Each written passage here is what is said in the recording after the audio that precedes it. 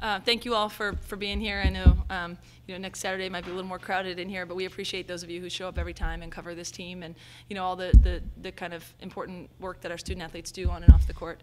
So really excited about a lot of things from today. I don't think people realize what the finals week for a Cal student athlete is like, and our players had a lot going on. They were able to focus, when I asked them to, even if they weren't physically at their peak all week, when you're studying and doing other things. And I thought they're starting to really understand that each game gives you a test to learn and figure out different things. So I was proud of our effort today against a team that, as you guys know, means a lot to me. Program where I got my start as a head coach. So it was cool to be really proud of our team's effort against that team. Thought Mo was a terrific spark off the bench. I mean, she had our highest plus-minus in terms of efficiency in the game. And I thought Kristine showed some things today that are going to be really important for our team and for her in the future, namely that she can, do a lot of things on the defensive end on the perimeter, as well as in the post, and obviously stuck with it, when some shots didn't fall and just, pounded someone on the boards. And so I think it was good learning for both of these two in what they can contribute and a good win for our team. You guys don't generally make excuses, but you think finals play can be kind of a choppy start a little bit?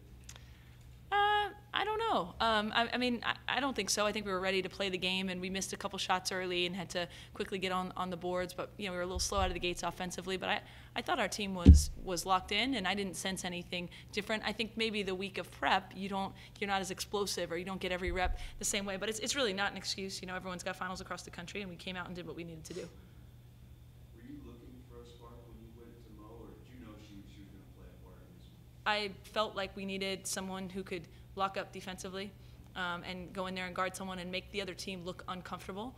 And so, yeah, I knew I was confident to go in with Mo early, but when the game presented itself that way, that's what we put her in for. But then she had a really nice pass to Kristine, who gave it back to her and scored a bucket, and I was like, okay, Mo's in good flow. And we've been talking about the ways she can contribute, and I thought she took advantage today of the minutes that she got.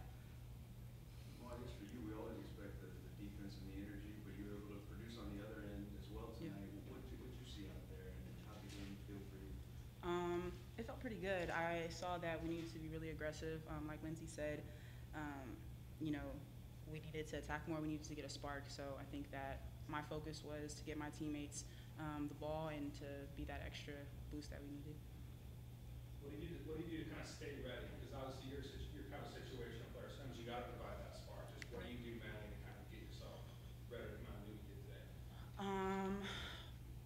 Talking, energy on the bench. You want to be consistent both, on the floor but also on the bench. And so, trusting my coach, trusting my teammates, and giving energy at every moment. Make sure that I'm ready for anything.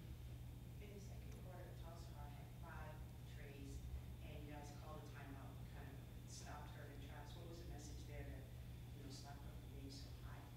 So the first message should have been to me to call the timeout sooner, to get us locked in. But really, we just think we had to be more focused on her. Right, when a kid's that hot, you got to make her do something else. And I think we did a better job of trying to make her put it on the floor. Maybe that's not as much her comfort zone. We also talked about she was getting some looks off of handoffs and screens where actually the person who wasn't on her should have been switching out onto her. So just kind of gathered them to make sure we were focused on it. And then kudos to her for hitting those shots. I mean, they were not easy looks. They were quick release and deep threes. And obviously without that, I think we would have had a really spectacular defensive performance. But I think we adjusted to that well after that situation.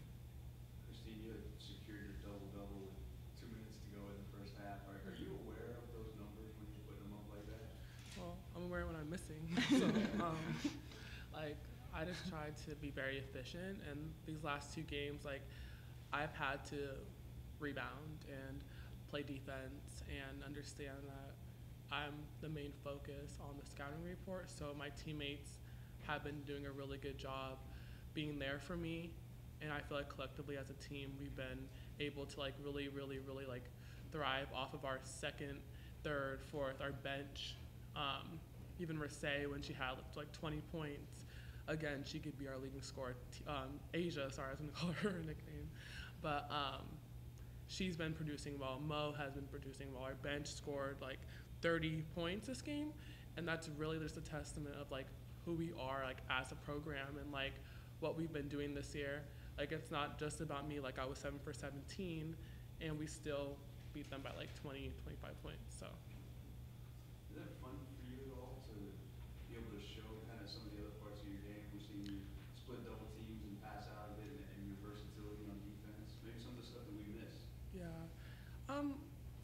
I guess it's just like part of my game. So it's like, okay, if I can't score off the first read, then I'm gonna do my second read or third or fourth read. And again, like we have shooters now, so passing out is easy because they're just gonna shoot it, and we're just gonna capitalize on that. You're also taking and making more three-pointers this season. Was it a shot that you've always had, and now you just have more of a green light, or is it something you've worked on, and now, now that they're taking opportunities? I just shoot it when I feel like I'm open. I just feel like I shoot it when I feel like I'm open. I don't really try to shoot that many in a game because that's not what I focus on. I really like going off the dribble or getting in the post. But like if it's open, I'm gonna shoot it. I don't know. We've put in more sets, right, that bring her away from the basket, and she's more of a green light now that they're all going in. But we talk about just getting the best look, but why not bring her away to make it a little bit harder to scout us and double team? I think we've asked you about UConn every time we've seen you this year, but does a game like this help for that Kristine doesn't have to play 40 minutes and you get a lot of people in the game? Sure. I mean, I've tried to have a bunch of different lessons throughout. I mean, we've only had 3 games in 3 weeks, so there's been a lot more lessening than playing in it. And just, give you guys a quick story. I was on the phone with the WNBA coach this week.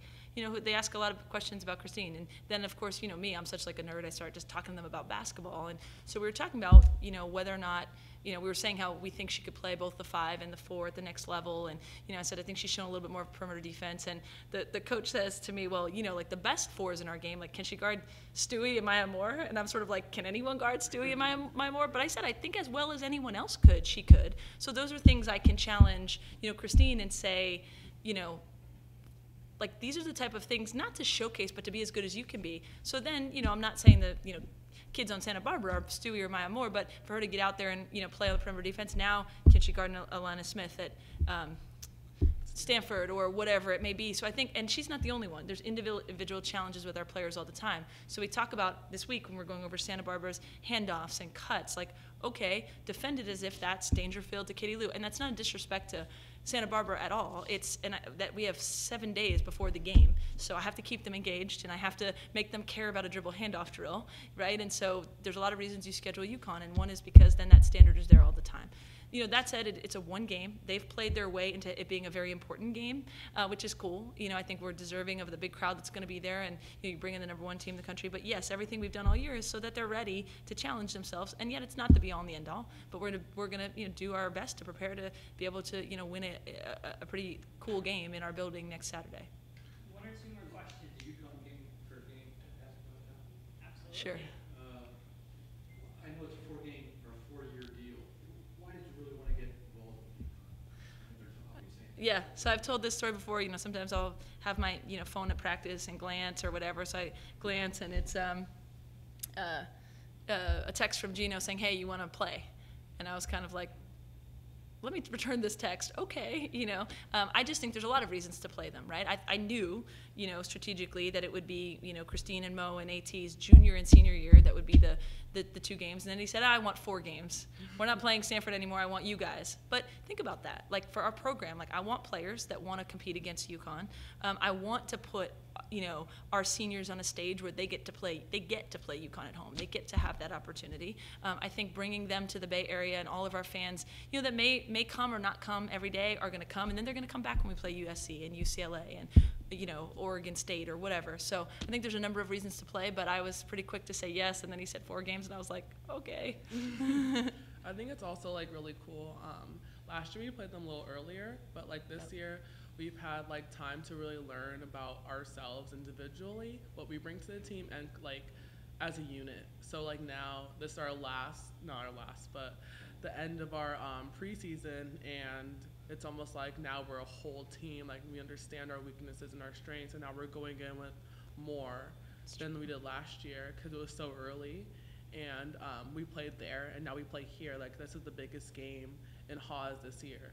So again, like, our fans are going to come out and show like a lot of support, but then we've been through a lot of situations where we could have given up the game and we came out with the win. So I think we've learned a lot about ourselves. I think we learned a lot of what we bring individually to the program, and I think we're really ready for this game on Saturday.